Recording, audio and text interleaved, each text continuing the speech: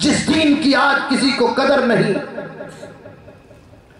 مسجد میں اذان ہو جائے تو نمازی دیکھنے پڑتے ہیں کب آئے نماز کے لیے، فتوے لگانے کے لیے تو بڑے آئیں گے، نماز کے لیے شاید کوئی نہ۔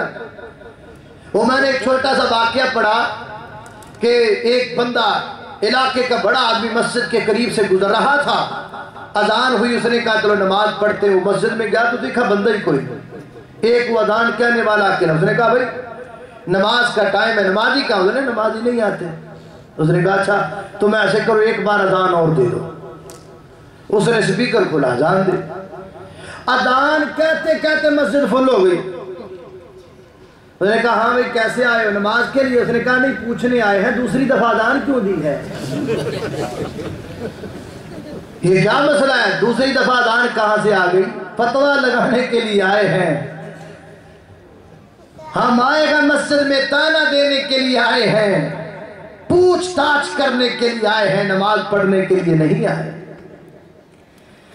اللہ جب ہم نہیں پڑھیں گے تو پھر بتاؤ، جب ہم نمازیں ہی نہیں پڑھیں گے تو پھر بیت المقدس پہ قبضے تو ہوں گے، جب گھر والے ہی گھر کا خیال چھوڑ دیں گے تو پھر مساجد کا کیا بنے گا؟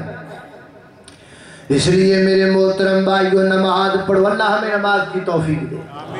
پتہ نہیں میری بات آپ کے دل میں بیٹھے یا نہ بیٹھے، آپ کو سمجھ آئے نہ آئے، آپ ساتھ لے کر جائیں نہ لے کر جائیں، یاد رہے یا نہ یاد رہے، کم از کم اتنا تو یاد کر لو یار، کم از کم اور کچھ نہیں تو دو کام کر لو، ایک نماز ضرور پڑھا کرو، ایک ہر وقت نبی پاک پر درود ضرور پڑھا کرو۔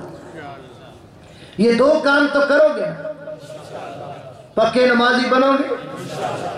ایک روز مومنو تمہیں مرنا ضرور ہے، پڑھتے رہو نماز یہ قول رسول ہے، پڑھتے رہو نماز تو چہرے پہ نور ہے، پڑھتے نہیں نماز تو اپنا قصور ہے۔ جس روز تخت پہ بیٹھے گا کبریا اس وقت کیا کرو گے؟ تمہیں آئے گی حیا، مارے شرم کے تم سر کو جھکاؤ گے، جنت تو کیا ملے گی جہنم میں جاؤ گے۔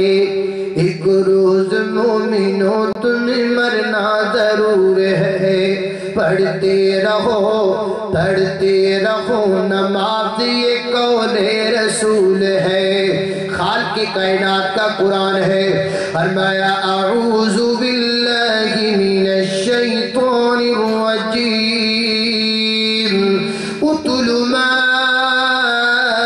اوحی الیک من الکتاب واقم الصلاة ان الصلاة تنہا عن الفحشاء والمنکر ولذکر اللہ اکبر واللہ